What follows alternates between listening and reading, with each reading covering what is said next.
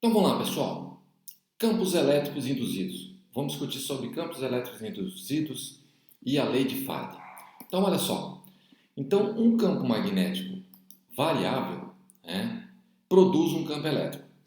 A gente viu até agora que se a gente tiver, né, um anel de cobre aqui, esse vermelhinho aqui, ó, dentro de uma região onde tem um campo magnético variável, tá, surge uma força eletromotriz, uma corrente, nesse anel, tá? E essa corrente, né, é transformada em calor e aquece o anel, tá?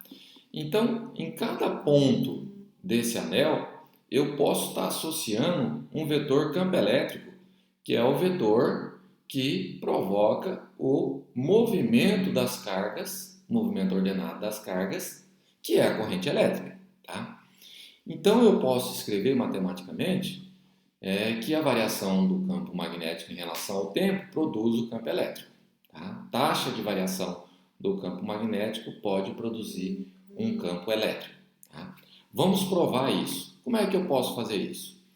Se existe uma corrente induzida no anel de cobre, né, essa corrente I, deve haver um campo elétrico que impulsiona os elétrons para uma partícula com uma carga Q0 que se move ao longo da circunferência imaginária. Então, vai ter sempre uma partícula se movendo aqui ao redor.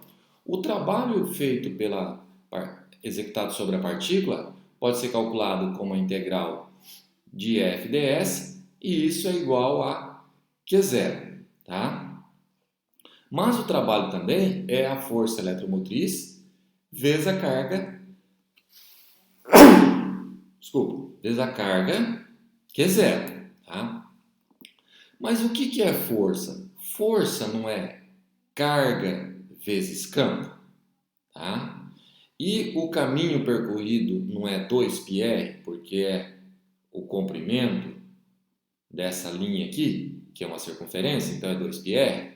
Então, se eu comparar essa equação com essa aqui, olha só, aqui não é Q0 vezes alguma coisa, aqui não é Q0 vezes epsilon, então essa alguma coisa aqui, ó, tem que ser justamente essa força eletromotriz. Então, eu posso escrever que a força eletromotriz é 2πr vezes o campo elétrico. Tá? Deixa eu ver se eu consigo pegar a canetinha. Vamos mudar a cor dela aqui. Vamos colocar azul. Então, ó, esse cara aqui, ó, é justamente a força eletromotriz que está aqui, tá? Substituindo o trabalho por epsilon Q0, o que a gente pode ter? Ó, a gente pode escrever, no lugar desse cara aqui, eu posso substituir o epsilon Q0, jogar aqui, tá? O que a gente vai ficar, ó? No lugar de força é carga vezes campo, tá aqui, ó, lugar de força foi substituído por carga vezes campo. E no lugar do trabalho foi colocado a força eletromotriz vezes Q0. Cancelou esse Q0 daqui com esse Q0 daqui e ficou só essa expressão aqui, que é epsilon igual à integral de E ds.